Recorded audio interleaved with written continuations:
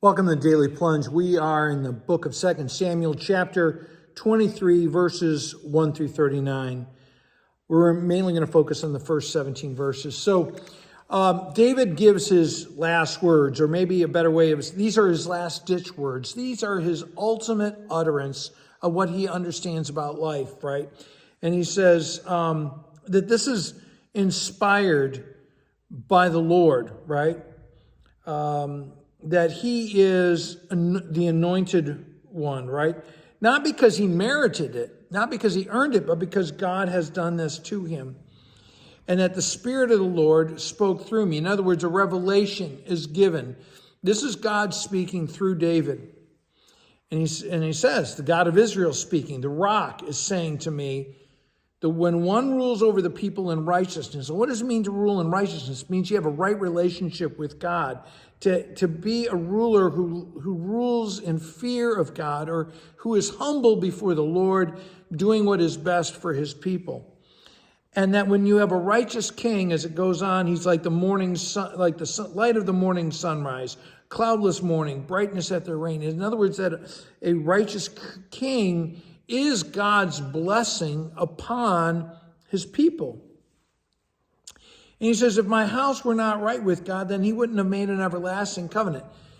David's house is not right on its own terms. It is right because David is a man of faith who seeks the Lord. And God works through, through sinners, including me and you. So that it's not that we're perfect, it's that we seek the Lord.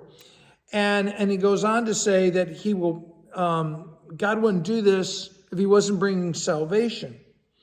But evil men, they're like thorn. They're going to be cast along by thorns because what they base their power on is the shaft of the spear, a tool of iron, and they're going to be burned up. Now, from there, it talks about these mighty men of God.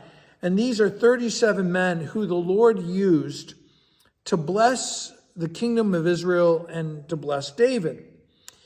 And these, as it says in in verse, I think it's 38, he says that the Lord brought victory through them, right? In verse 8. And that's the thing, is that it's God who is working through these men. God is the source. These are men who are devoted to the Lord and to the Lord's people, and they have their strengths, but the Lord is really the source of this.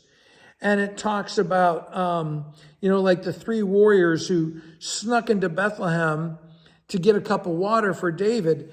And David was just sort of talking off the cuff, but they offered up their bravery, for him. But then he turns around and he honors them by giving their bravery as a offering to the Lord. He pours out that water on the ground rather than drinking it himself, because he recognized, he's humble about that. I didn't deserve that, but the Lord does.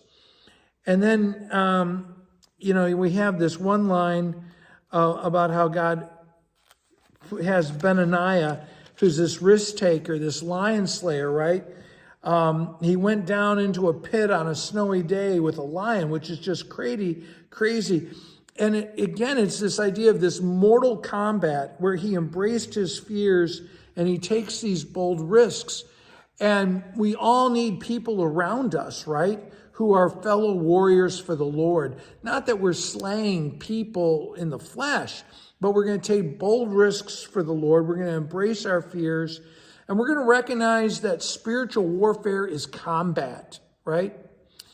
And in all of this, God puts people into our lives to help us do great things for him that bless them and bless God's kingdom.